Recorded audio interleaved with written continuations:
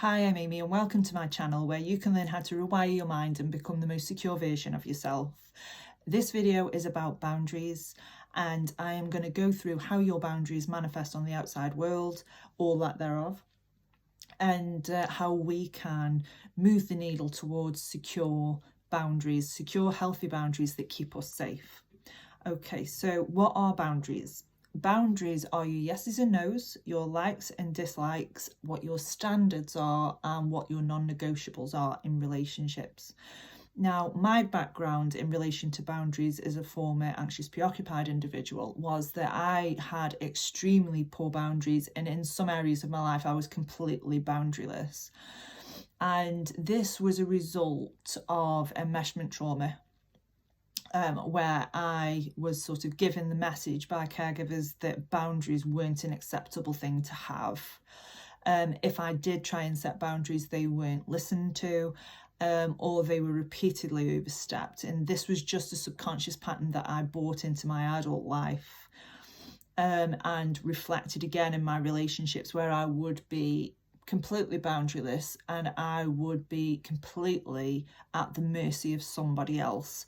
And the reason for this is, as an anxious preoccupied, in my needs totem pole, the top of that was relationships.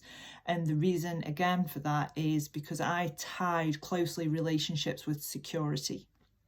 So what the pattern was, and what my belief system around having boundaries was, that if I set a boundary, then that person will dislike me and then they'll leave me. So I found it safer, or believed it was safer, to not have them in the first place because I was so afraid of rocking the boat.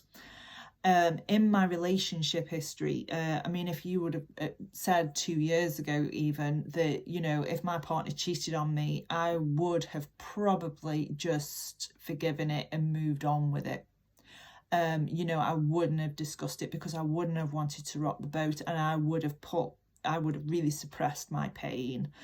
What I would often do is let people overstep my boundaries. I would be so frightened of setting them. And I'd have a lot of covert contracts and invisible boundaries with people where, you know, they would overstep and I would feel really angry inside about it, but I would never say anything. And I would overstep a lot of my own personal boundaries as well, so I wouldn't be showing up for what my boundaries were, so I would commit to something and then not do it. And what you're only really doing is by doing this, you are feeding your subconscious mind with the belief that you can't trust yourself to show up for yourself. So why might we have poor boundaries to begin with? So poor boundaries come from childhood.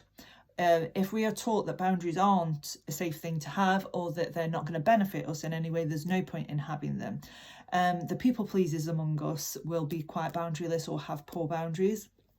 And as a result of this, when your boundaries are repeatedly overstepped, what will then happen is, what happened to me, is that you will blow up one day and you will scream what the boundary is. And again, what you might do, like me, is go back on it seconds later. So you might set a boundary but have no inclination whatsoever in backing that boundary up. So it's kind of an empty threat, I suppose. So we then self-abandon for other people's boundaries, basically. So, and we might actually overstep other people's. We might think it's acceptable to do that because we are okay with our boundaries being overstepped. But the cost of having poor boundaries or being boundaryless is that you are destroying the relationship to yourself, which is the most important thing. So when we destroy the trust that we have for ourselves, what we are doing is telling our subconscious that we aren't capable of keeping ourselves safe, and safety only belongs on the outside of us. So we need to manipulate ourselves to fit in with everybody else. And that's where people pleasing comes in. And, you know, we just don't want to rock the boat. So what step one would be is to accept that you have poor boundaries. Which isn't, you know, it's not an easy thing to accept, because what you essentially, you know, I was thinking, well, that would, you know, that would mean I'm a pushover. And, you know, and it really, really made me resent myself a little bit, because I was really devaluing myself and saying that it wasn't okay for me to have boundaries. It was okay for everybody else to, but not me.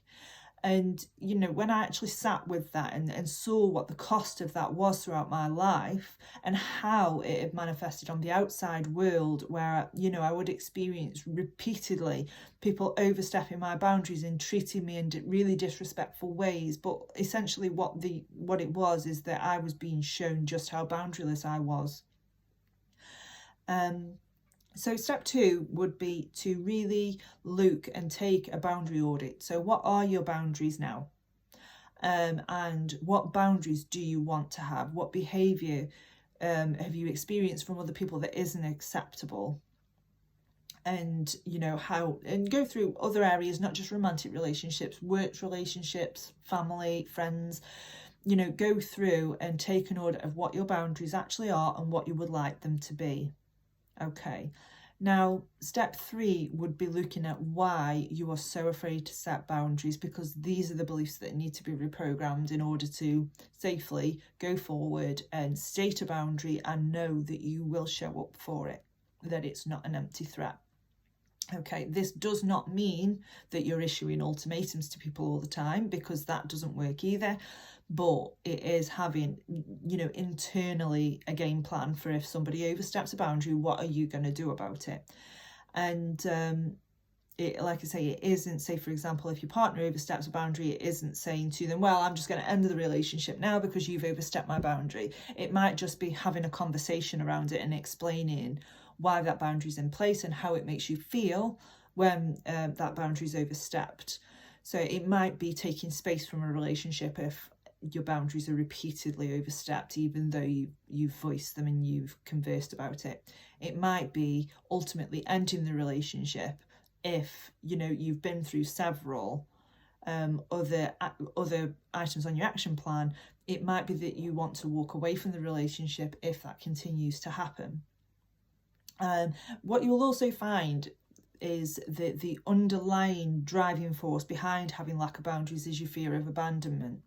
So what I mean, especially me as an anxious preoccupied, is that I would self-abandon in order to not be abandoned by somebody on the outside, which isn't a very healthy place to be in. It absolutely destroys your self-esteem, and, you know, you feel like you are at the mercy of everybody else, when it doesn't need to be that way. So really go in and really audit what your boundaries are, what your game plan is to assert those boundaries, and reprogramming the beliefs around boundaries. You know, you might feel like you're a burden if you have boundaries, that, you know, you won't be heard anyway, so what's the point? That, you know, and you don't realise that it is destroying your relationship and your trust system within yourself, and, you know, ultimately destroying that relationship between you and you. And that's the most important one, because that is what is reflected on the outside. And what you will find is when you start having boundaries, and when you know what your boundaries are and what your yeses and absolute no's are, the outside has to conform to that. And, you know, you will start experiencing a change and a shift in what your experience is. And the benefits of having boundaries.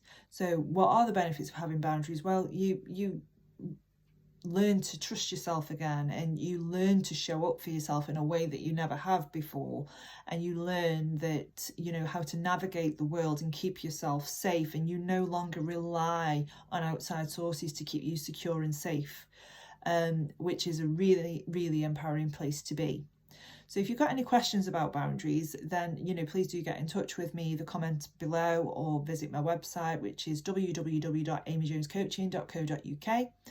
And please like and subscribe to this channel so other people can have a look and can see how to set boundaries in a healthy way, so that you can become secure and become relationship ready and know what your yeses and nos are to keep yourself safe in the world. Thank you.